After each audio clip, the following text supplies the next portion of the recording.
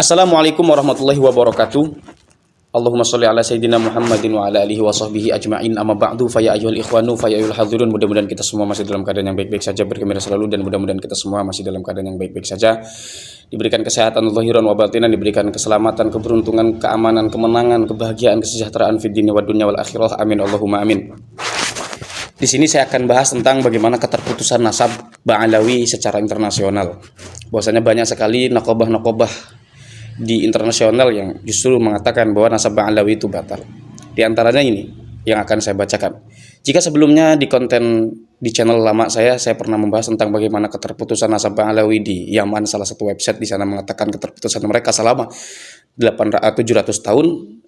Di sini kita akan temukan bahwasanya apa yang nakobah Ashraf katakan semacam atau seperti atau sebagaimana yang dikatakan oleh Kiai Jamaluddin Utsman batal wa ghairu sahihin. Kita akan mulai dari sini, butlanun nasabil mad'ui kamalul hud ya. Ini sebetulnya nakobah talibiyin ya, di mana nakobah ini adalah nakobah internasional dari luar negeri, dan saya dapatkan website ini dan akan saya sampaikan kepada teman-teman nanti. Untuk website atau untuk channel atau untuk linknya saya akan cantumkan di bawah atau di kolom tersemat, di komentar tersemat, di deskripsi atau dimanapun lah.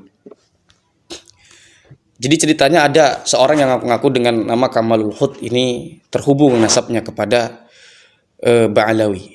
Ini sejarahnya panjang, dijelaskan secara unsur-unsur sosiologisnya. Saya ceritakan terlebih dulu. Kamalul Hud ini mendapatkan pengakuan, mendapatkan kedudukan, mendapatkan pangkat yang tinggi di sana hanya gara-gara mengaku sebagai Ba'alawi, dan Ba'alawi ini di al-maz'um ya, disangka atau dikira terhubung kepada Alawi, kepada Hashimi begitu. Nanti kita akan jelaskan urai pelan-pelan di sini, teman-teman. Ini websitenya, tulisan dalam website ini panjang sekali.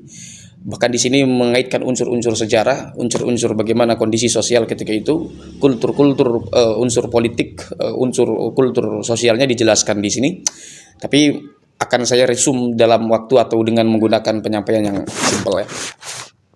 Haitsu yaz'amu al-mad'u bi annahu Husainiyun nasabi. Ketika orang yang menyangka sebagai Kamalul Hud ini bahwa nasabnya adalah nasab Husain, wa qad rabata nasabahu zaifu bi nasabin ila Alawi al-Hadrami az-zaif aidan. Jadi di sini memang ada pemalsuan nasab terhadap nasabnya Al-Hud kepada ila Alawi al-Hadrami, kepada Ba'alawi. Lantas kemudian Ba'alawi ini juga dikatakan di sini az-zaif aidan.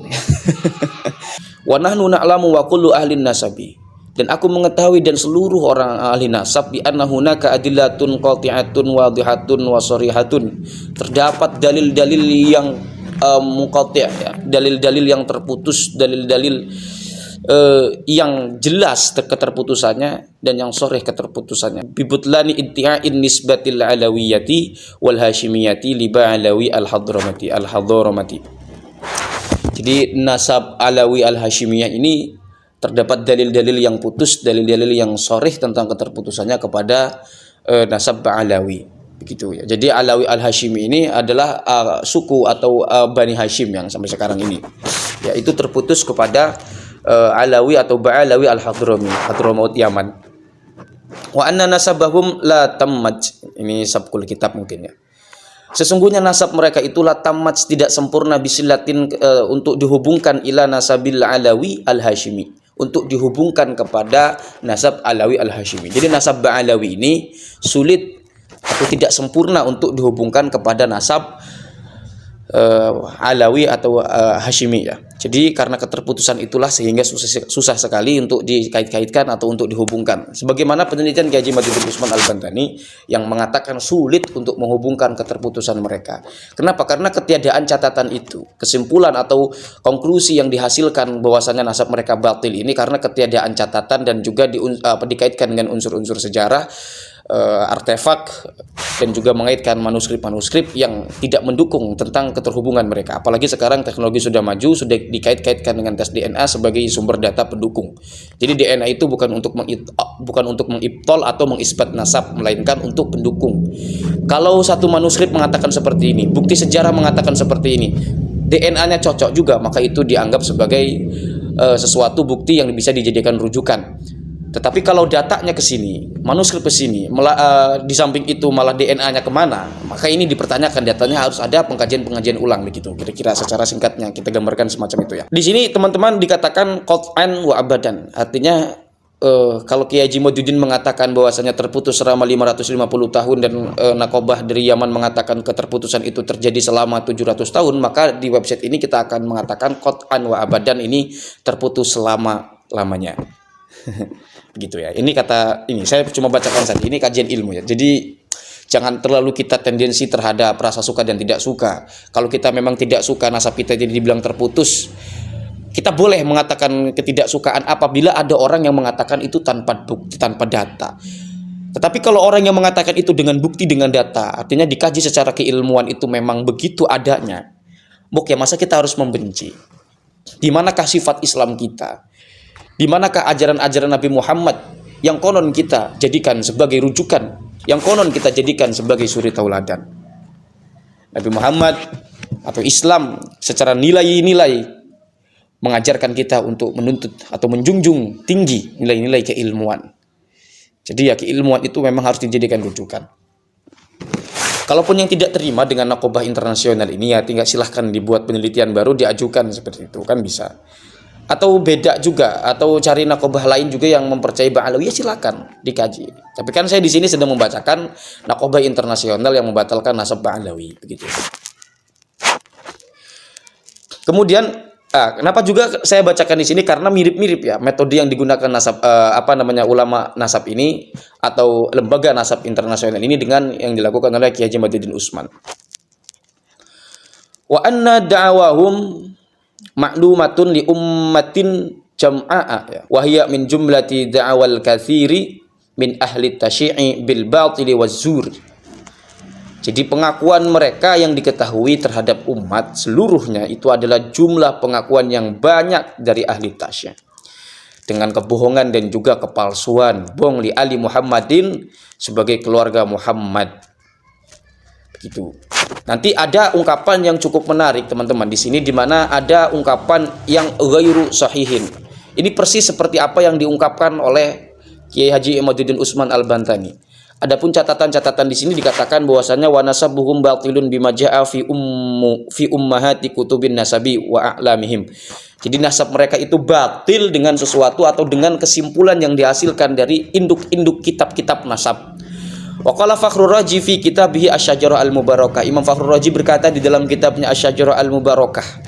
Ya mengatakan apa? Mengatakan anna aqiba Ahmad bin Isa min salasati banin hum. Anak daripada keturunan Ahmad bin Isa itu ada 3. Yang mereka itu adalah Muhammad wa Ali wal Husain. Yang ada di Ramallah, yang ada di Nishapur dan juga ada di Isfahan. Kalau tidak salah, apa di mana ya? Kira-kira begitulah. Falam yakun lahu ibnun ismuhu Ubaidillah. Tidak ada yang mengatakan bahwasanya keturunan mereka itu bernama Ubaidillah. Falam yakun lahu ibnun ma'kibun ismuhu udah tadi. Wa kadzalika lam yadhkur ahadun akhara minan nasabina, dan tidak ada pun seorang pun dari kalangan ulama ahli nasab yang menyebutkan yang al-mu'tabarina, yang mu'tabar, yang artinya yang bisa diperhitungkan, yang bisa dipertimbangkan, yang berkredibilitas lah begitu. Kepada li Ahmad bin Isa bahwasanya ada namanya itu keturunannya namanya Ubaidillah.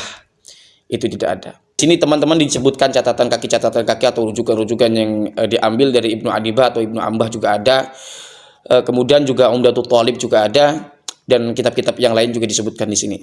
Walidzalika, dan karena begitu, fa innan nasabal alawi, maka sesungguhnya nasab alawi itu ya al-maz'uma li Ba'alawi ya, yang disangka sebagai Ba'alawi, yang disebut sekarang kita sebut sebagai kelompok Ba'alawi itu atau keturunan dari Ba'alawi itu batilun wa ghairu sahihin, adalah nasab yang batil, ghairu sahihin, yang tidak sahih. Ini persis apa yang dikatakan oleh Kiai Haji Modudin Usman dalam ceramahnya. Ketika Kiai Haji Modudin Usman mengatakan batil ghairu sahihin, di dalam website ini juga disebutkan semacam itu. Begitu kira-kira ya. Kemudian ini teman-teman butlanun nasabi Ba'alawi bisyawahidit tarikhiyati. Jadi menurut kesaksian-kesaksian sejarah, kesaksian-kesaksian peristiwa, data-data manuskrip sejarah, dan juga wa majaa fi syahadatil mu'arrikhina ya, dan yang sesuatu yang disimpulkan, yang didapatkan dari kesaksian-kesaksian para sejarawan. tentang batalnya nasab mereka. Ini juga wabil idofati ila maja'a fi ummahati kutubin nasabi, dihubungkan kesaksian para sejarawan ini atau data-data dari sejarawan ini dihubungkan dengan induk-induk kitab nasab. Walati tasbutu butlanun nasabi Ba'alawi, dan ini adalah penetapan tentang kebatalan nasabnya Ba'alawi. Begitu teman-teman. Ini kita akan kaji dari sisi sosiologis, dari sisi sejarahnya agak-agak ngeri-ngeri sedap juga. Karena banyak hal kejahatan-kejahatan yang mirip-mirip dengan apa yang terjadi di Indonesia. Kejahatan-kejahatan dalam tanda petik yang saya katakan di sini adalah oknum-oknumnya ya. Jadi di mana kondisi sosial masyarakat ketika terlalu mengagung-agungkan nasab tertentu atau kabilah tertentu, siapapun, kita tidak bahas Ba'alawi. Karena takut terkesan menyudutkan Ba'alawi, tidak ya. Kita bicara oknum, oke, oknumnya banyak, tapi bukan itu. Tapi ini persoalan ketika sosial masyarakat atau ketika keadaan masyarakat itu, kondisi masyarakat terlalu mengagung-agungkan keturunan tertentu, ras tertentu, itu akan sangat membahayakan. Siapapun, mau Cina, mau bule, mau apapun itu, ketika kita mengagung-agungkan mereka, itu yang terjadi adalah ketidakstabilan kehidupan, ketidakstabilan keharmonisan, ketidakstabilan interaksi sosial, ketidakstabilan kehidupan itu sendiri akan terjadi. Dan ini tentu yang bertentangan dengan nilai-nilai keislaman dan sesuatu yang sama sekali tidak kita inginkan itu terjadi. Maka sesungguhnya teman-teman di sini dijelaskan fa'anna ma yashhadu bihi al-mu'arrikhina bi anna Ba'alawi jadduhum ja'a minal Iraq. Memang kakek-kakek mereka ini datang dari Irak. Hina kanat al-Yamanu ardon khisbatan linnashri tasyi'iyah. Kita langsung saja wa anna al-iddi'a bin nisbatil Hashimiyah. Pengakuan terhadap penisbatan kepada suku Hashim ya. Kanat tu'to makanatan manzilatan rafi'atan liman yadda'iha. Akan diberikan kedudukan, akan diberikan pangkat, akan diberikan kenikmatan-kenikmatan bagi orang yang mengaku sebagai kelompok atau keturunan dari Hashimi. Orang-orang aku dzurriyyah lah begitu. Wa hadza ma hasala fi'lan li hadhil a'ilah. Ini adalah perilaku orang-orang yang miskin mentalitas. Saya menerjemahkan begitu saja. Sampai mana tadi? Sorry, karena HP saya sempat penuh ini memorinya. Saya hapus file-file beberapa dulu, hapus video terlebih dahulu untuk dilanjutkan. Tadi sampai mana ya? Ini saya terburu-buru tanpa skrip juga, langsung baca saja teman-teman.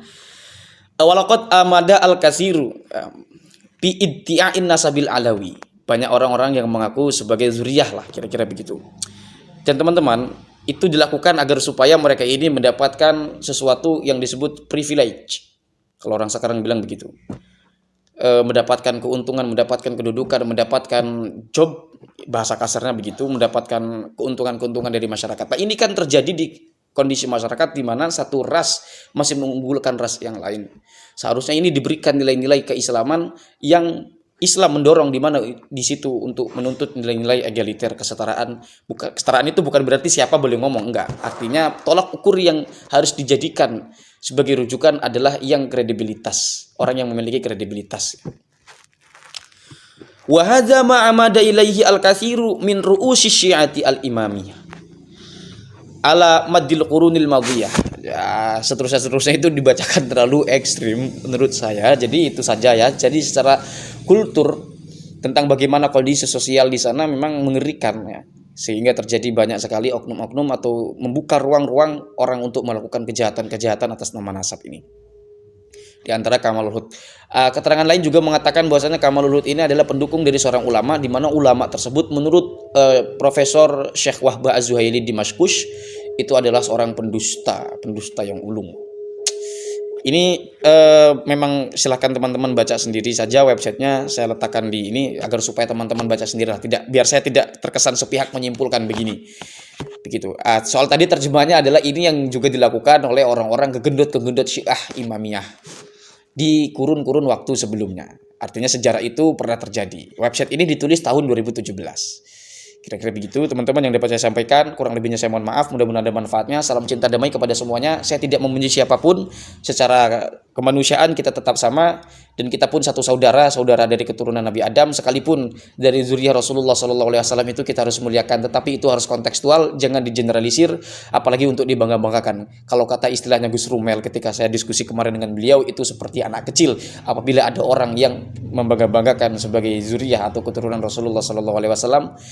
Ada banyak hadis, ada banyak Quran, masih mending kita diskusikan. Kemudian wa icratin nabi atau wa icrati ahlal baiti, wa icrati ahlal baiti itu. Silahkan kita diskusikan itulah. Tentang bagaimana sih makna itu, hadis itu, bagaimana sih ulama mengomentari itu, bagaimana sih ulama berpendapat tentang hadis itu. Apakah keturunan yang sekarang ini dispesifikan sebagai zuriyah Nabi yang mungkin disebut sebagai zuriyah atau apalah. Saya tidak ingin menyebutkan satu kelompok tertentu. Itu. Masih mending kita diskusikan. Apakah sekonyong-konyong secara mentah zahirnya diberikan kepada mereka? Saya pikir tidak.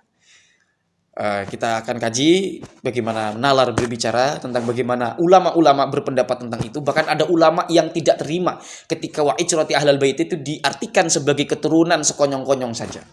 Artinya diartikan dengan keturunan saja, tanpa mengaitkan yang lain, tanpa mengaitkan ilmu, tanpa mengaitkan ketaatan, itu tidak ya. Jadi tidak. Dalam Islam itu kita kaji secara komprehensif dan secara keilmuan yang detail agar supaya kita mendapatkan pemahaman yang semestinya untuk kita amalkan. Hadanallahu wa iyyakum ajma'in. Allahumma hdina hadasabil. Sekali lagi mudah-mudahan ada manfaatnya. Wassalamualaikum warahmatullahi wabarakatuh.